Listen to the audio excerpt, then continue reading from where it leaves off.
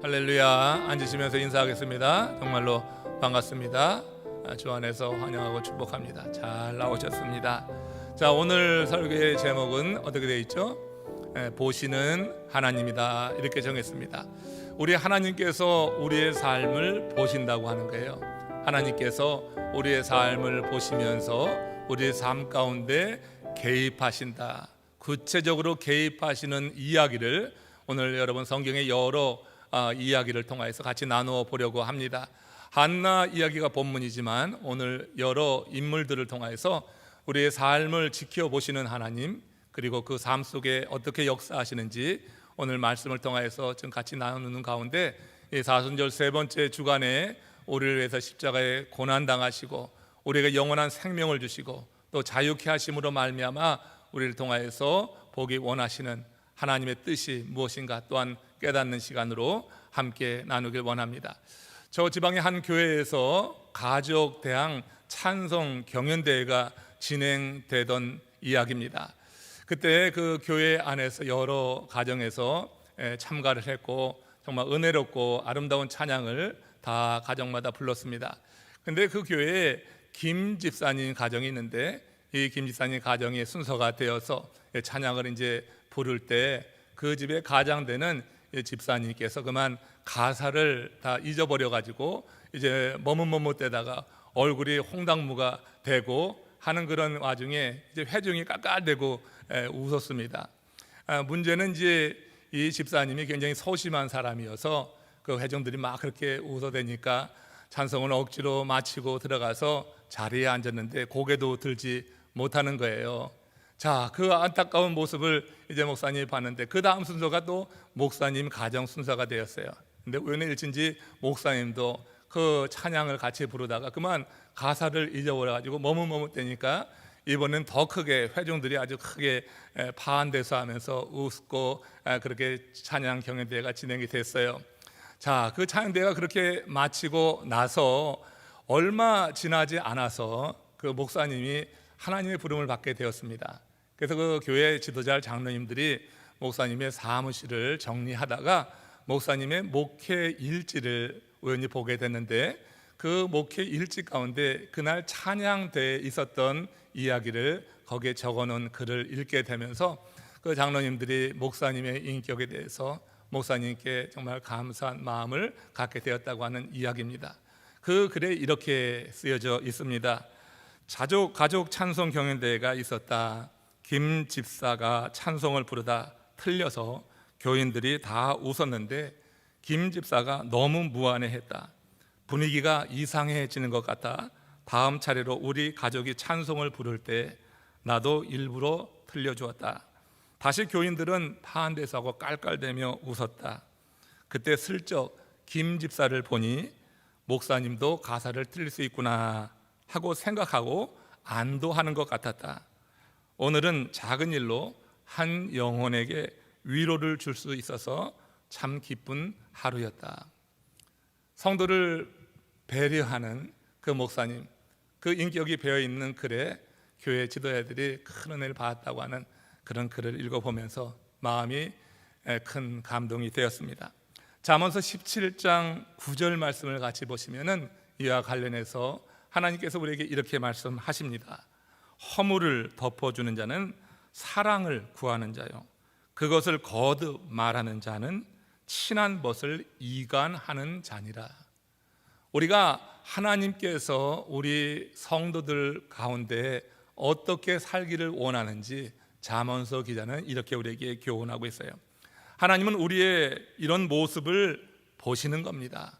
우리가 허물을 덮어주는 자인지, 우리가 이렇게 그 허물을 거듭 말하면서 사람들 사이를 이간하는 자인지, 우리 하나님께서 우리의 삶을 보신다고 하는 거예요. 우리의 삶을 그렇게 보시고 우리 인생에 상을 베푸시기도 하고 벌을 베푸시기도 하더라 하는 것입니다. 오늘 사무엘상 2장에 보면은 이제 한나도 그런 관점에서 하나님에 대한 이해를 이렇게 쓰고 있습니다. 사무엘상 2장 6절 7절 말씀 같이 합독합니다. 여호와는 죽이기도 하시고 살리기도 하시며 스올에 내리게도 하시고 거기에서 불로 올리시기도 하시는도다. 여호와는 가난하게도 하시고 부하게도 하시며 낮추기도 하시고 높이기도 하시는도다. 자, 우리 여호와 하나님은 우리의 삶을 보시고 상을 주시고 벌을 주실 수 있는 분이다. 이렇게 지금 이해할 수 있겠죠. 그렇다면 우리 하나님의 판단의 기준, 어떤 이에게 상을 주고 어떤 이에게 벌을 주는가, 판단의 기준이 무엇인가? 한나가 그 아들 사무엘을 하나님의 성전에 바치는 거 아시죠? 그 하나님이 주신 그 귀한 아들을 서원한 대로 성전에 바치면서 부른 노래가, 이게 여러분 그 유명한 한나의 노래, 이 사무엘상 2장입니다. 이 한나의 노래, 여기서 그 하나님께서 누구에게 상을 주고 어떤 이에게 벌을 주는지 그 기준 여기서 볼 수가 있어요. 사무엘상 2장 3절 4절 말씀입니다. 같이 합독하겠습니다. 여호와는 지식의 하나님이라 행동을 달아 보시느니라. 용사의 활은 꺾이고 넘어진 자는 힘으로 띠를 띠도다. 여호와 하나님이 지식의 하나님이라고 하는 것, 하나님은 우리의 모든 것을 아시는 거예요. 우리의 하나님께서 모든 것을 보시고 그 중심을 아시는 것입니다. 인생의 모든 것을 보시는 하나님은 우리 인생에 갖고 있는 생각과 그 모든 것을 아시는 거예요. 어떻게 아시냐? 그 행동을 달아보고 아시는 거예요. 하나님의 저울이 있다고 잠언서 기자는 이야기합니다. 이 저울에 달려 부족함이 배이느냐 그렇지 않느냐, 우리의 행동을 거기에 달아보신다고 하는 거예요. 저울은 물질만 다는 것 같지만 하나님의 저울에는 우리의 행위가 달려진다고 하는 것입니다. 그래서 그 행동을 달아보시고 용사의 활은 꺾으시고 넘어진 자는 힘으로 띠를 띄워서 일으켜 세우시는 분이 우리 여호와 하나님이라고 하는 것입니다. 여러분, 여기에서 용사라고 하는 것은요, 웬만한 적군은 감당해낼 수 없는 그런 아주 굉장한 그런 군사를 의미합니다. 구약의 골리앗 같은 장수를 아마도 의미한다고 볼 수가 있을 거예요. 근데 여러분, 제 아무리 힘 있는 용사라 할지라도요, 활이 꺾이면요 전쟁에서 죽고 마는 것입니다.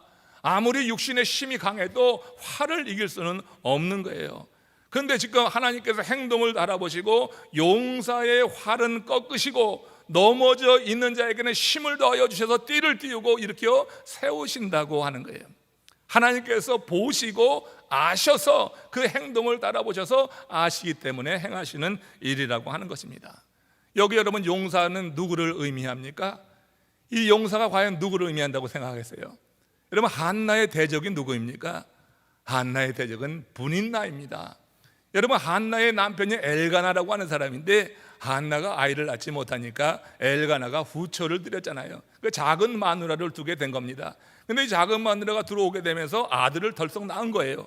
그러니까 이 분인나에게 그 아들은 뭐냐면 용사의 수중의 활과 같은 거예요. 그래서 아들을 낳지 못하는 이 한나에 대해서 얼마나 핍박을 주고 어렵게 했는지 알 수가 없는 것입니다. 오랜 동안 한나를 괴롭힌 사람이 분인나라고 하는 거예요.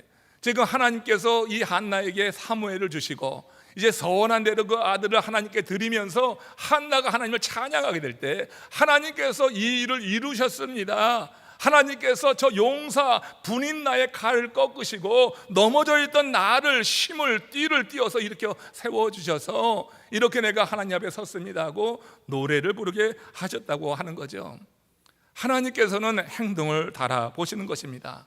우리가 어렵고 힘들 때 하나님 앞에 나갔던 한나처럼 정말 기가 막힌 수모를 당했던 한나가 취했던 일은 뭐냐면 하나님의 전으로 나가서 마치 술 먹은 사람이 주절되듯이 그렇게 절실한 마음으로 하나님께 그 마음을 보이는 거였어요. 그러니까 하나님께서 어떻게 해요? 한나를 보신 거죠.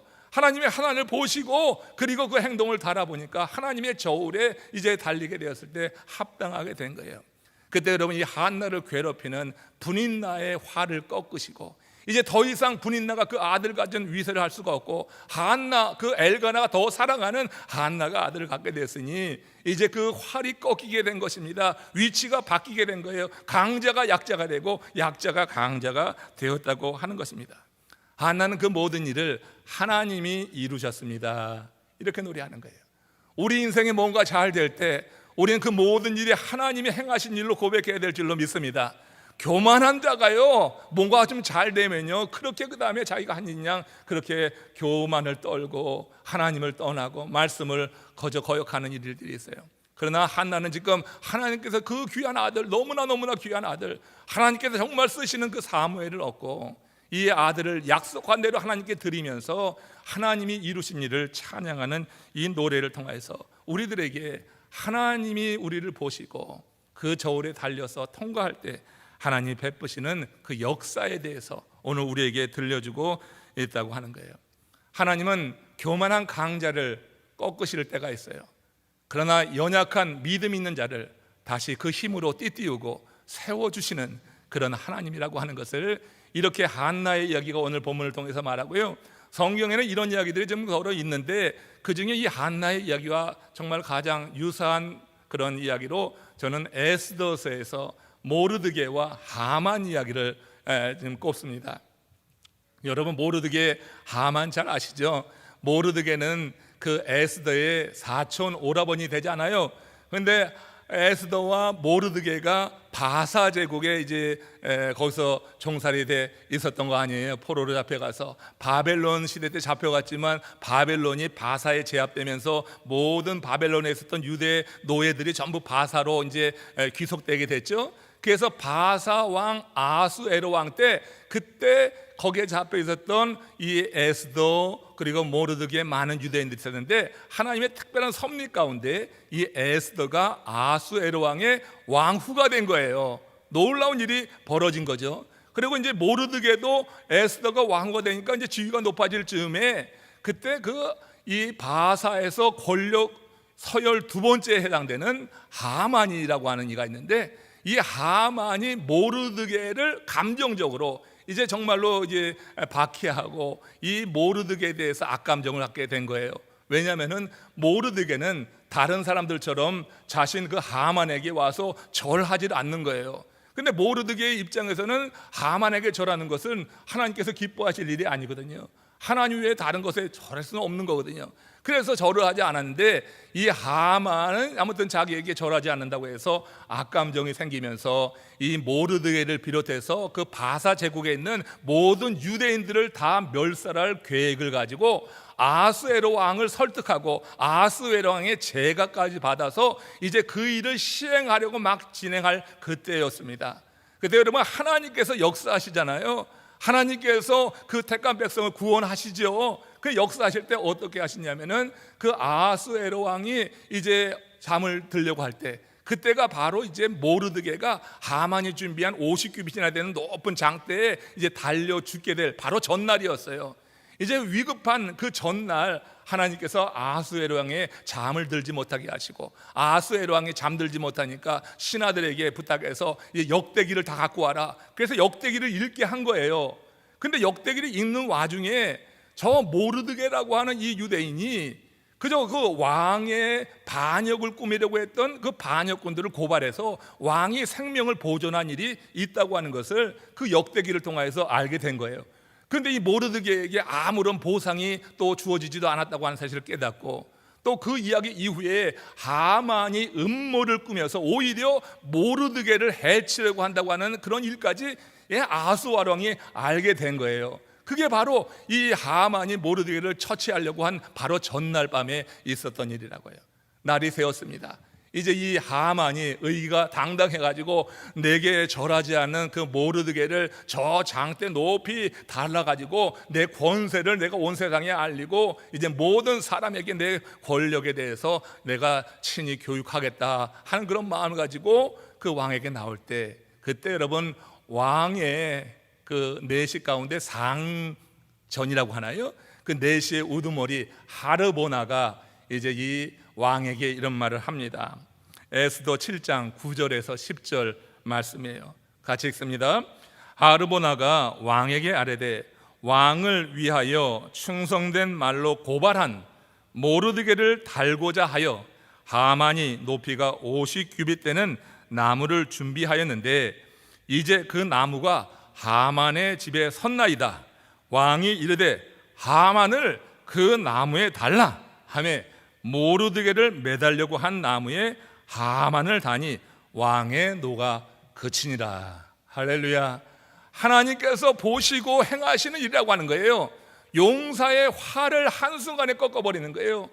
그 당일까지도 이 하만은 전혀 알지 못하고 왕 앞에 섰지만 하나님께서 그 전에 한 번 일하시니까 아스웨로 왕 마음 가운데 분별력이 생기면서 이렇게 하만의 그 활을 꺾으시는 것, 용사의 활을 꺾으시고 넘어져가지고 이제 위기 촉발하는 위기 상황에 놓여 있었던 그 모르드게를 힘으로 띠띠워서 이렇게 세우시는 이 장면이 여러분 이 분인나와 한나 이야기와 유사하지 않습니까?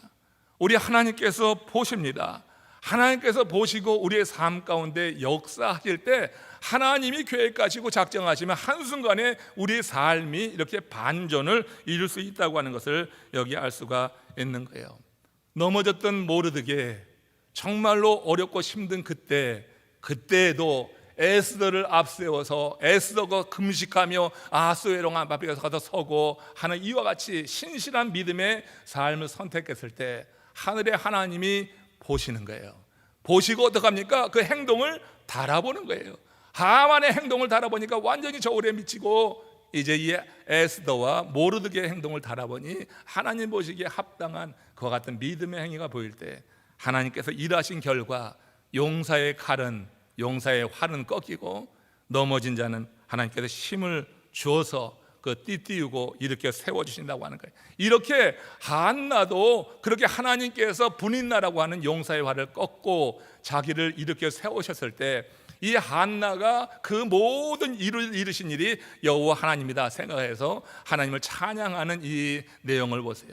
우리가 하나님께서 이루신 일이라고 생각하고 고백한다고 하면 우리가 이 한나의 고백을 그대로 따라서 하나님께 영광 돌리면 될 것입니다. 우리 한번 같이 읽어봅니다. 사무엘상 2장 1절과 2절입니다. 시작.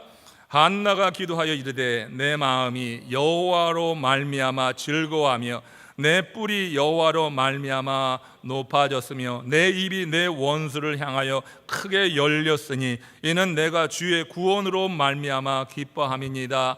여호와 같이 거룩하신 이가 없으시니 이는 주밖에 다른 이가 없고 우리 하나님 같은 반석도 없으심이니이다.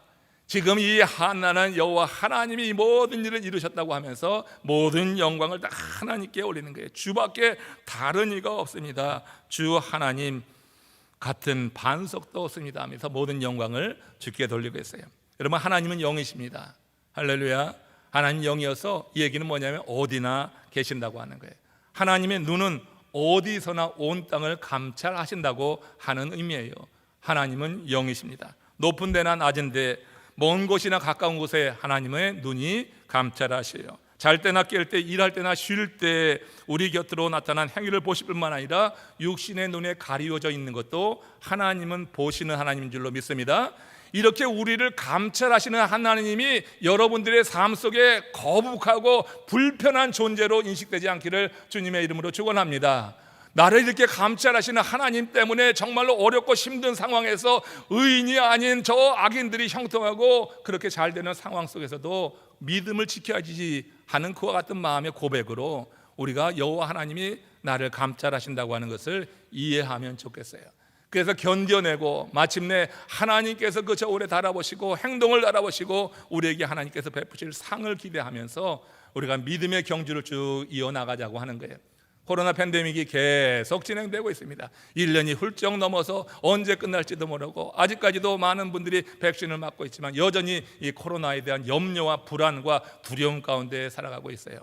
이 시대에 여러분 정말로 많은 일들이 일어나고 있는데 그 어둠의 영, 악한 영이 우리 가운데 행사하는 일이 있습니다. 우리의 믿음을 계속해서 약화시키고 의심을 갖게 하고 그에게 못 해봤자 뭐하냐고 하고 주일 예배에 대한 이런 같은 그런 가치관도 상실하게 하고 꼭 모여야지 되는가 하는 그런 마음도 갖게 하고 여러 가지 방법으로 우리가 모이는데 이렇게 회방하는 일들을 많이 행하는 것을 보게 돼요. 이러한 시기에 여러분 하나님의 특별한 은혜 안에서 우리를 바라보시는 우리 하나님 앞에서 우리가 정말 하나님이 날 보시기에 우리의 삶이 공고하고 힘든 그 상황에 있지만 지쳐서 이제 더 이상 계속할 수 없는 그런 상황에 놓인다 할지라도 마침내 하나님께서 보시고 그리고 상을 주시는 이이다, 내 삶을 지켜보시는 이라고 하는 이 믿음이 하나님이 내 삶을 간섭한다고 하는 것이 아니라 내 삶을 지켜주신다고 하는 것으로 고백되게 될 때 우리를 보시는 하나님이 정말 귀하고 아름답고 그 하나님께 감사하게 될 줄로 믿습니다. 우리 하나님께서 저울로 달아보신 후에 우리를 세우신다고 하는 거예요. 우리의 내면만, 우리 외면만 보는 게 아니라 우리 내면의 상태까지 보시고 하나님께서 구체적으로 역사하신 또 다른 증거를 한번 보여드리겠어요. 누가복음 13장 12절 13절 말씀입니다. 같이 합독하겠습니다. 예수께서 보시고 불러 이르시되 여자여 내가 내 병에서 놓였다 하시고 안수하시니 여자가 곧 펴고 하나님께 영광을 돌리는지라. 이 이야기는요, 예수님께서 어느 안식일 날 회당에서 가르치실 때 있었던 일화입니다. 그곳에 18년 동안 귀신에 걸려가지고 고통당하던 한 여인이 있는데 이 여인이 또 꼬부라지기까지 했어요. 그래서 귀신 들리고 꼬부라진 여인이 그 가운데 있으니까 그게 얼마나 흉해요. 사람들은 다 외면했을 것입니다. 그런데 예수님께서 보시고 불렀다고 그랬어요. 사람들은 외면하는 이 여인, 18년 동안 귀신 들렸고 꼬부라져 있는 이 여인, 그를 보시고 불렀어요. 그리고 뭐라고 하셔요? 내 병에서 놓였다 하시고 안수하시니 여자가 곧 펴고 하나님께 영광을 돌렸다고 하는 거예요. 예수님께서 어떤 치유의 역사를 행하실 때는 일반적으로 그 환자의 믿음을 보시고 치유하시는 거예요. 그래서 네가 낫기를 원하느냐 이런 질문을 예수님이 자주 던지셨잖아요. 그러니까 예수님께서 일방적으로 병 치유하는 일은 없어요. 그러나 여러분, 말 못하는 이들이나 보지 못하는 이들에 대해서는 또 다른 방식으로 터치해가면서 예수님 당신의 뜻을 전하고 그들이 어떤 방식으로 응답할 때 예수님께서는 치유하셨잖아요. 근데 지금 이 꼬부라진 이 여인은 예수님이 보시고 그냥 부르신 거예요. 그리고 부르시자마자 느닷없이 내 병이 나았다. 그러니까 이 여자가 펴고 그 다음에 하나님께 영광을 돌리며 나가는 이 사건이 벌어진 거예요. 그럼 어떻게 일이 이루어졌는가? 우리 예수님은 보시는 분인데 겉으로 드러난 행위뿐만 아니라 내면의 음성을 들으시는 분이라고 하는 거예요. 이 여인의 그 내면의 음성, 사람들의 그 따가운 시선에도 불구하고 그 회당에 들어가서 예수님을 바라보고 자신의 형편과 처지를 아뢰고 있는 이 여인의 내면의 음성을 들으셨기 때문에 예수님께서 그 여인을 보시고 부르시고 그 다음에 바로 거기서 치유가 일어나게 되었다고 하는 거예요. 여러분, 이렇게 주님의 치유의 역사는 우리의 어떤 믿음의 반응 가운데 일어나는데 이 여인은 이런 과정 속에서 내면을 보시는 하나님, 우리 내면의 음성을 들으시는 하나님, 그 하나님의 신적인 능력과 그 권능을 가지고 이 사건이 이렇게 이루어진 것이라고 하는 것을 우리가 생각하게 됩니다. 주께서 그 여자를 보셨다는 것, 예수님은 그 여자의 마음이 당신을 향하고 있는 것을 보시고 그가 내적으로 주를 향하여서 외치는 그 소리를 들으셨다고 하는 거예요. 이처럼 주께서 우리를 보시는 것이 중요해요. 여러분, 보신다고 하는 것은 곧 안다고 하는 거예요. 우리는 봐도 몰라요. 육신의 눈으로 누굴 봐도 그가 어떤 상황에 있는지 어떤 상태인지 모를 수 있어요. 사람들은 다 겉으로는 괜찮은 듯 하기 때문에 겉으로 보면 다 뭐 아무런 문제가 없는 것 같은데 그 속은 썩어 있는 그런 가정들이 많이 있어요. 그 속은 정말 말할 수 없는 고통 가운데 있는 이들이 있어요. 그러니까 우리들은 육신의 눈으로 봐서는 잘 몰라. 근데 주님께서 보신다고 했을 때는 이건 단순히 보는 게 아니라 그 내면을 보신다고 하는 의미가 담겨 있는 거예요. 어떤 의미에서 그냥 육신의 눈으로 보는 게 아니라 실제로 그 중심을 뚫어보는 신적인 권능과 직관력을 가지고 본다고 하는 것. 그 예수님이 보시면은요 아는 거예요. 이렇게 우리 장로님을 보면은 예수님은 지금 무슨 생각을 하는지 아는 거예요. 우리를 보시게 하는 것이 우리가 신앙생활하는 목적인 거예요. 우리가 신실하게 주의 그 저울에 달려서 그 주일에 달려서 통과할 만큼 우리가 신실하게 살아가게 될 때 주님이 우리를 보시면 우리의 형편과 처지를 아십니다. 뭘 알아 이 도울 거 아니에요? 우리도 상대의 뭐 형편을 알아야지 내 형편도 괜찮고 그러면 도울 수 있는 거지요. 그래서 예수님은 보시면은 아시는 거예요. 그러니까 아시니까, 특별히 자신을 향한 그런 마음을 아시니까 예수님께서 그 사람들의 문제에 개입하셔서 문제를 풀어주시고 그 문제 가운데 자유케 하시는 일들을 우리가 복음서에서 정말 많이 볼 수 있다고 하는 것입니다. 이 본다고 하는 것이 안다고 하는 것이 된다고 하는 것을 좀 더 구체적으로 제가 설명을 해볼게요. 자, 마가복음 6장 45절 46절 말씀입니다. 같이 읽겠습니다. 예수께서 즉시 제자들을 재촉하사 자기가 무리를 보내는 동안에 배 타고 앞서 건너편 벳세다로 가게 하시고 무리를 작별하신 후에 기도하러 산으로 가시니라. 예수께서 오병이어의 기적을 일으키신 것입니다. 사람들이 배불리 먹고 그리고 그것에 12광줄이나 남는 정말로 놀라운 일이 벌어졌잖아요. 많은 사람들이 예수님께 말씀을 듣기 위해서 빈들로 나간 거예요. 빈들로 나간 그들은 음식 먹을 생각을 하지도 않았어요. 그렇지만 예수님께서 말씀을 전하시고 그들의 상황을 보니까 시간이 많이 흘렀는데 지금 어디서 가서 음식을 구할 시간도 아니고 배고픈 것을 아시고 예수님께서 오병이어를 가지고 그들을 다 먹이셨단 말이에요. 그러면 여러분, 그 빈들에 있는 그 회중들이 예수님과 예수님의 제자들을 보는 시선이 어떨까요? 거기서 예수님과 예수님의 제자들은 영광을 받는 그 자리에 있는 것이에요. 사람들이 인정하고 사람들이 칭찬하고 정말로 그 사람들 가운데서 높아질 수 있는 그 자리에 있었어요. 근데 예수님이 어떻게 했어요? 오병이어의 이적을 행하시고 어떻게 했어요? 즉시, 그 다음에 뒤에 가서는 재촉했어요. 제자들을 즉시라고 하는 말만 가지고도 빨리 어떻게 하려고 하는 그런 행동이 담겨져 있는 건데 거기다가 재촉까지 하는 거예요. 그래서 예수님의 제자들이 그 회중과 따로 이렇게 분리되도록 하신 거예요. 이 제자들을 위해서 그러신 거란 말이에요. 이 제자들이 거기서 영광을 받고 칭찬을 받는 것에 익숙해지면요, 하나님의 일을 할 수가 없는 것입니다. 하나님의 일을 하다가 항상 영광 받고 칭찬만 받는 게 아니에요. 상처받고 정말로 모욕당하고 할 일이 너무나 많은 거예요.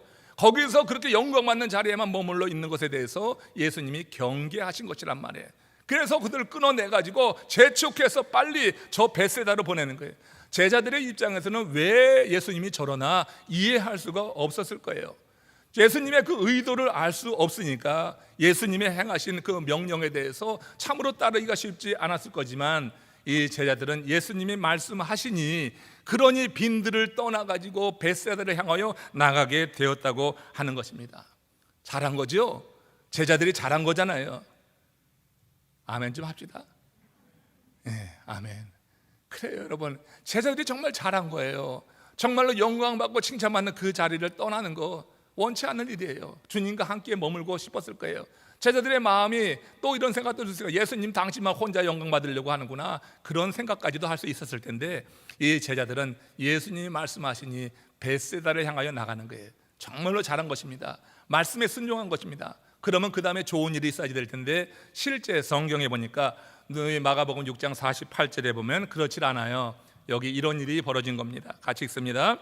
바람이 거스름으로 제자들이 힘겹게 노젓는 것을 보시고, 자, 바람이 거스리는 거예요. 주의 말씀을 따라 나가는데 바람이 거스리는 거예요. 자, 바람이 거스리기 때문에 제자들이 하나님께 불만했습니까? 불평했습니까?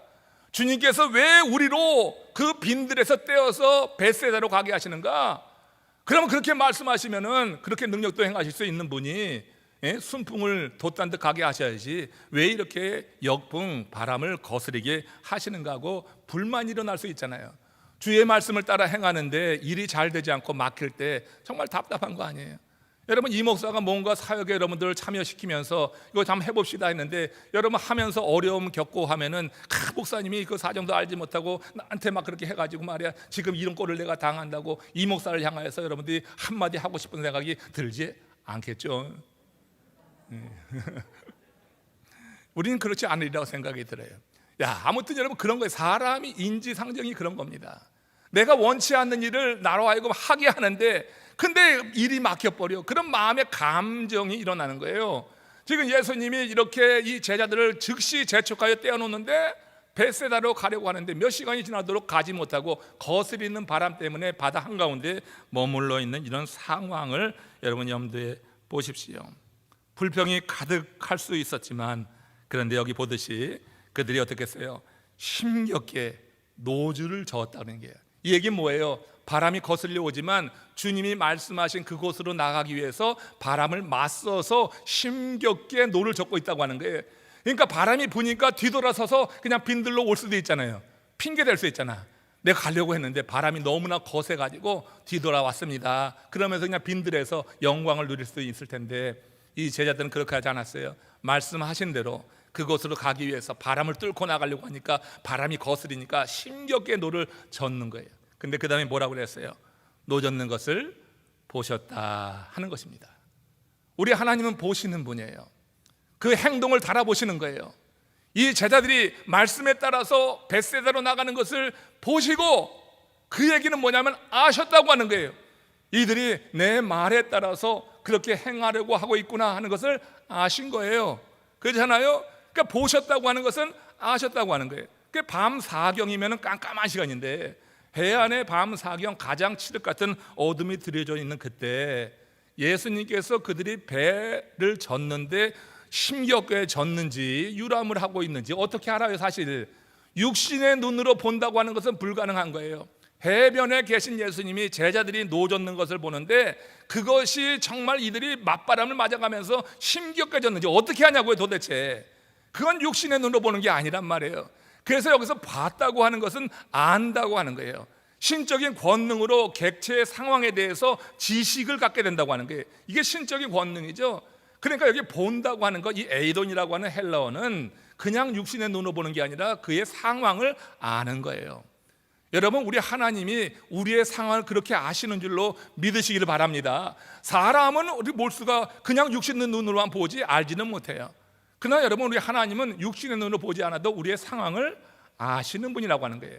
밤 사경에 그들을 육신의 눈으로는 보지 못하지만 그들이 지금 어떤 상태에 있는지, 어떤 마음으로 지금 거기에 있는지를 아시는 거예요.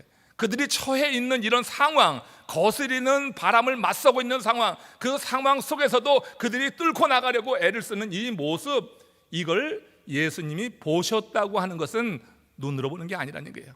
알았다.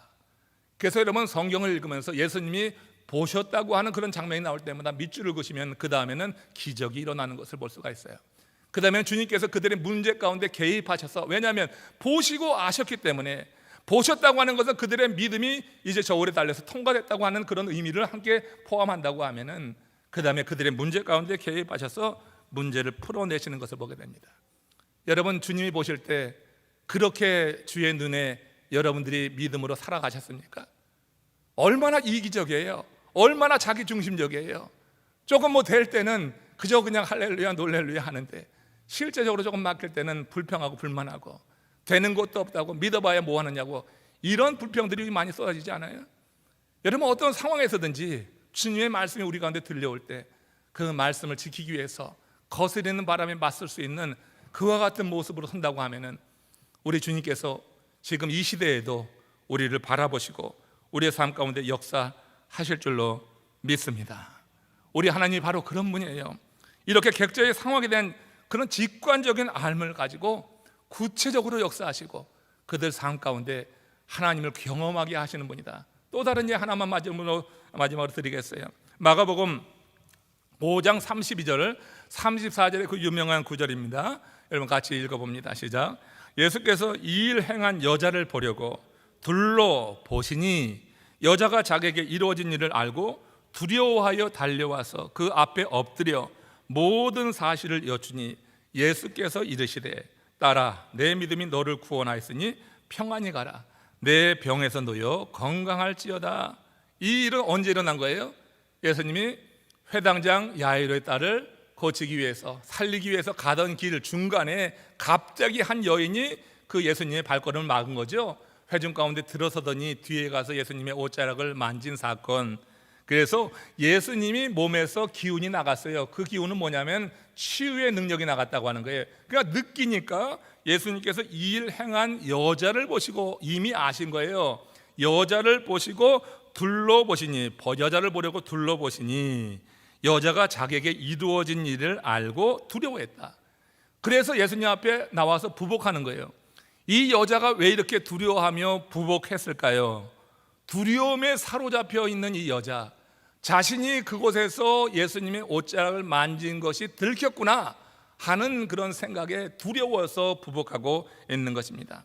그녀는 지금 한마디로 율법주의 사회에서 철저히 금기시하고 있는 거리두기 행정명령을 어긴 거예요.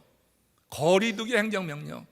율법에는 부정한 병에 걸린 여자가, 사람이 정상인과 함께 어떤 일정한 거리 안으로 들어오는 것을 가로막았어요. 지금 우리가 소셜 디스턴싱 지키고 있지만요, 율법이 먼저 이야기하고 있어요. 그 정상적인 회중 가운데 이 일정한 거리에 들어오지 못하게 했어. 그래서 여러분, 부정한 병이 걸린 사람은 정상인을 저 멀리서 보면 이만큼쯤 떠가지고 뭐라고 얘기해야지 됐어요? 율법의 규정인데 나는 부정하다 이걸 크게 소리 냈어야지 됐어요.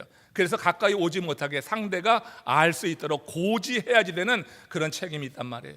이걸 고지하지 않고 정상인의 회중에 슬쩍 들어갔다가는 율법에 의하면 어떻게 돼요? 이건 뭐 경을 칠 일인 거예요. 돌에 맞아 죽는 일도 있었다고 하는 것입니다. 그런데 지금 이 여자가 부정한단 말이에요. 12해 동안이나 여러 의원을 만나봤지만 병을 고치지 못한 혈루병 앓는 여인이냐. 이 여인이 예수님께 희망을 두고 들어간 거잖아요. 말도 하지 못하는 거예요. 병이 들었기 때문에, 부정하기 때문에, 사람들이 자기가 거기 있는 것을 알게 되면 자기가 경칠 일을 알기 때문에, 그래서 살짝 들어가서 그래서 믿음을 갖고 손을 잡은 거예요. 근데 예수님이 알아버린 거예요. 예수님이 둘러보시니까 이 여자가 이제 죽었구나 하고 예수님 앞에 나와서 부복하게 되는 거예요. 사람들은 그 여인에 대해서 이제는 어떻게 비난을 하고 그 여인을 정죄하고 이 여인을 죽여야지 된다고 그렇게 말할 수 있는 상황이 되었어요. 그래서 예수님이 뭐라고 했어요? 딸아, 내 믿음이 너를 구원하였으니 평안히 가라. 내 병에서 놓여 건강할지어다. 사람들은 그를 비난할지 모르지만 우리 예수님이 보신 거예요. 어떤 마음을 가지고 그 자리에 들어왔는지 예수님 보신 거예요. 제자들은 그냥 겉으로 부정한 여자가 들어왔다고 하는 것만 보고 정죄하고 질타하고 그를 이제 죽일 수도 있는 상황에서 예수님이 보신 것은 그 여인의 내면을 보신 거란 말이에요. 죽을 각오를 하고 그 예수님을 만나려고 했던 여인의 중심을 보고, 그리고 그는 한마디도 하지 않았잖아요. 믿는다고 말도 안 했다고 이 여인은. 그러나 그 여인의 내면의 외침, 18해 동안 꼬부라져 있던 그 여인이 회당에 들어가서 아무 말도 안 했지만 예수님께서 그를 보고 부르시고 그리고 내 병에서 나와요 자유할지다 한 것처럼 그 여인의 내면의 소리를 들었다고 하는 거예요. 우리 예수님은 외적인 우리는 행위만이 아니라 우리 내면을 그렇게 보시고 우리 가운데 역사하시는 분이라고 하는 거예요. 여기 지금 한나, 그리고 18해 동안 꼬부라져 있던 이 여인, 그 12해 동안 혈루병 걸린 여인의 공통점이 뭐예요? 정말로 만의의 의원 대신 그 의사를 제대로 만난 거예요. 고칠 수 있는 그들의 인생의 문제 가운데 문제 해결할 수 있는 분을 정확히 만났고, 그분들의 그 명령, 그 말씀을 통하여서 그들이 문제 해결을 보게 된 겁니다. 요즘 유튜브에서 보는 한 인터뷰 기사를 좀 나누고 싶은데, 명문대 레지던트 시절에 전공을 정해야지 되는 이제 그 시기가 되었을 때 한 수련이가 수전증으로 아주 오랫동안 고생을 한 거예요. 그는 외과 의사가 되고 싶은 그런 마음이 좀 있었다고 하는데, 그러니까 이 수전증이 있으니까 그 손으로 해야지 되는 수술을 할 수 없는 입장에서 외과와 관련된 것을 잘 이제 선택하지 못하고 다른 과를 이제 택할 수밖에 없는 상황이 되었습니다. 그가 우연하게 신경외과를 찾게 됐고 그 신경외과에서 처방해주는 약을 이제 먹게 되는데, 그 처방된 약을 먹는 그 다음 날부터 그렇게 몇 년 동안 그에게 괴롭힘을 줬던 수전증이 한순간에 다 사라지더라고 하는 거예요. 그 자신이 의과에 들어와서도 그것도 모르고 그렇게 고민을 하고 자신이 하고 싶었던 외과를 하지 못하면서 지냈던 것이 너무너무 한심하더라고 하는 거예요. 그가 여러분 서울대학교 신경외과 부장으로 있는 한재 교수님이십니다. 그분이 자신의 경험을 가지고 그래서 신약 개발에 나서게 되었다고 하는 그런 인터뷰 기사를 읽으면서 정말 우리 인생의 문제, 육신의 문제를 해결하기 위해서는 정말 명의를 만나야지 되는 거고, 그리고 처방을 잘 받아야지 되는 거예요. 가만 보니까 모든 의사가 다 제대로 된 처방이 아니더라고요. 그에게 딱 맞는 처방을 하는 의사가 있더라고요. 그 처방을 제대로 받으면은 중한 병도 이렇게 큰 변화를 일으키면서 나을 수가 있는 건데, 여러분 인생의 문제, 영적인 문제, 이 문제를 해결하기 위해서는 다른 신이 아닙니다. 우리 여호와 하나님 예수 그리스도를 만나는 그런 은혜가 있기를 주의 이름으로 축원합니다. 그분을 정말 만나고자 하는 열정이 있어야 돼. 내 인생의 문제가 정말 중하고 간절하면 할수록 내 마음 가운데 그와 같이 주께서 보시고 아실 만큼 18의 꼬부라진 여인과 12의 혈병을 여인처럼 또 한나가 그렇게 무시를 당하고 공격당하고 인생이 정말 험하고 불행하다고 느꼈을 때 그가 찾아갔던 하나님, 그런 마음을 가지고 우리가 설 때 우리를 보시는 하나님은 우리의 마음 상황을 아시고 내가 지금 겪고 있는 인생의 가장 큰 문제를 우리 하나님의 능력으로 치유하시고 새롭게 할 수 있다고 하는 이 사실을 여러분 분명히 믿음으로 고백할 수 있기를 원합니다. 하나님이 이렇게 우리의 믿음의 행위를 보시고 상을 주기도 하시고 벌을 주기도 하시는 분이다. 하나님 우리의 중심을 보시고 우리를 죽이기도 하시고 살리시기도 하시고 수월에 내리게도 하시고 그 수월에서 건져 올리게도 하시고 가난하게도 하시고 부하게도 하신다. 지식의 하나님은 우리를 두루 감찰하신 이후에 용사의 활은 꺾으시고 믿음으로 살았음에도 불구하고 고난 가운데 있는 그 사람을 힘을 더하여서 띠를 띄우셔서 일으켜 세우시는 그런 하나님이다. 우리가 여러분 이렇게 하나님이 우리를 보신다고 하는 것이 우리를 감시하는 것으로 보여지는 것은 참 우리가 힘든 거예요.